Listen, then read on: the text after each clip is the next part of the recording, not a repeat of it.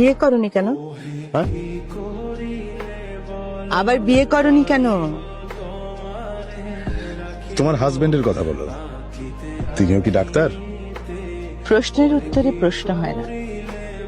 আমি আগে প্রশ্ন করেছি, উত্তর তুমি আগে দেবে। জন্ম, মৃত্যু, বিবাহ তো মানুষের হাতে না। আমার কি সাধ্য আছে আরেকবার বিয়ে করি? মেয়েরা অনেক কিছুই পারে, যা পুরুষের জন্য একেবারেই অসম্ভব। যেমন? এই যে তুমি বিয়ে না করে থাকতে পারোনি, অথচ এমন একটা সময় ছিল যখন আমরা ভাবতাম যে আমরা একে অন্যের জন্য সৃষ্টি হয়েছি।